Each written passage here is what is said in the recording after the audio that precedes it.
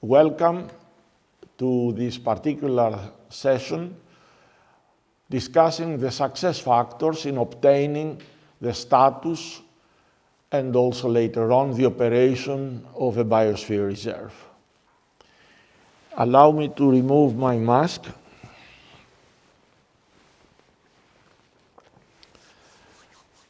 And we can start by saying that some of the difficulties stem from the fact that many people do not understand the proper function and character of the biosphere reserves. Even authorities, scientists, and NGOs sometimes consider BRs as yet another type of protected areas.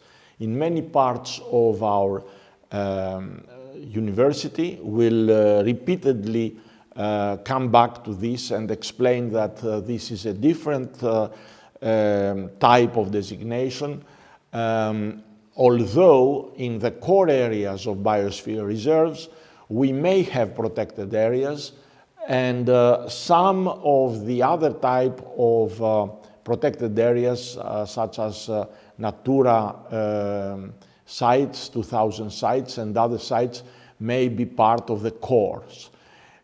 We should understand that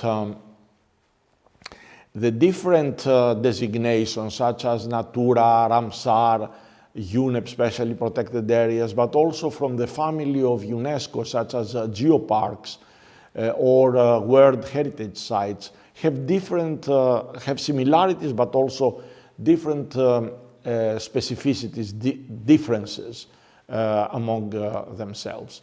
So because many of the biosphere reserves have already been designated under some of these categories, it is important to harmonize them.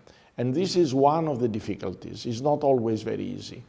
And quite frequently, some of the difficulties stem from the relevance, let's say, and the suitability of the designated schemes, designation schemes.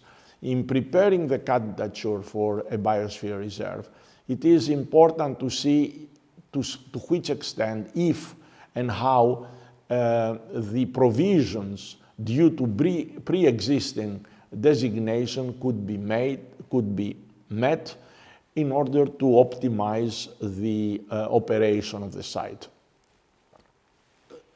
To do that, we always use known generic type of designations of managements, such as the integrated coastal zone management, the integrated water resources management, the ecosystem-based approaches, on which the management plans of biosphere reserves should be based.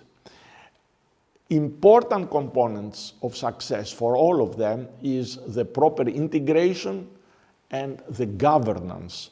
And I stress these two as the most important generic factors for the designation and for the operation. Many of the difficulties stem from the superficial consideration of the MAB UNESCO goals, conditions, prerequisites for the BR designation. Many times, the general and specific objectives of the area ignore the socio-cultural and economic realities of the site. Sometimes we have inappropriate interventions in reaching the objectives of the protection and management.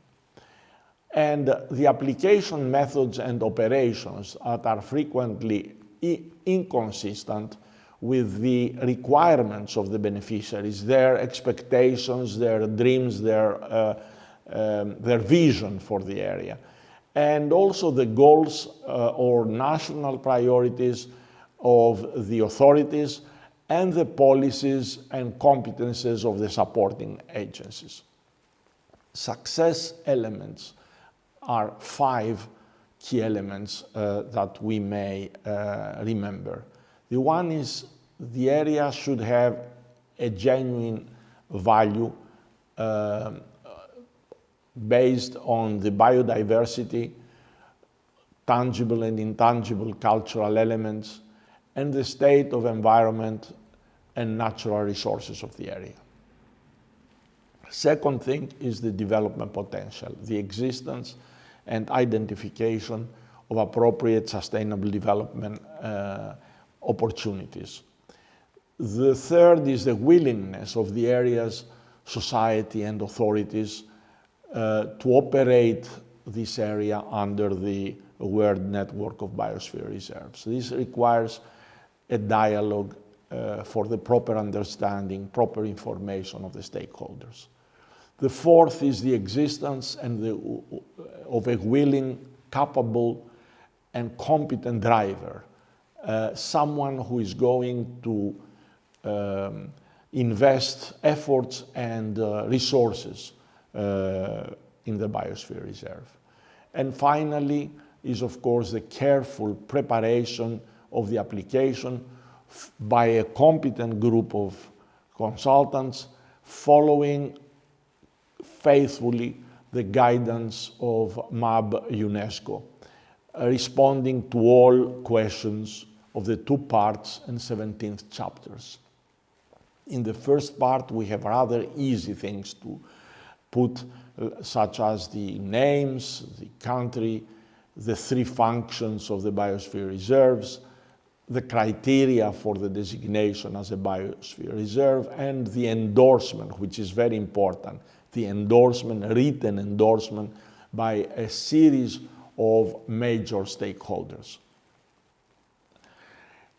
The part 2 has many chapters, starting from descriptions of the area and the location, full biogeographic elements, land uses, human population, biophysical characteristics, the functions of conservation, of development, and the support of the program, ecosystem services, the main objectives, and the management and coordination. This management and coordination, chapter 17, is the most important because it should describe the management and coordination structure, the conflicts within the Biosphere Reserve and how to overcome them, the representation, participation, consultation of the local communities, the management cooperation plan policy, reaching also some conclusions that is used by the scientific expert committee in the Secretariat of MAB. I think with this we may conclude by saying that in the East Asterousia success case, we had a very rich biodiversity with many endemic, rare, threatened species, very important old cultural diversity going back to the Minoan times, 3,500 years old.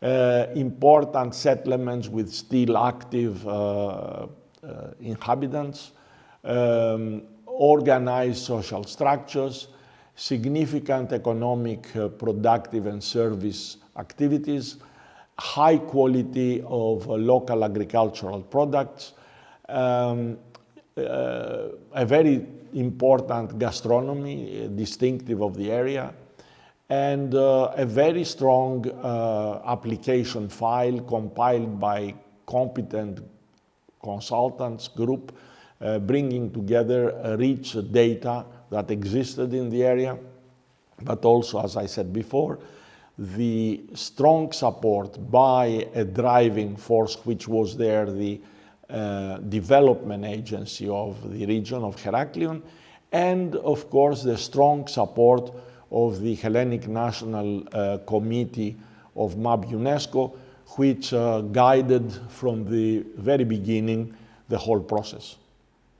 Thank you very much for your attention, and we'll have the opportunity in the interactive session, to reply to questions and make whatever needed clarifications. Thanks a lot.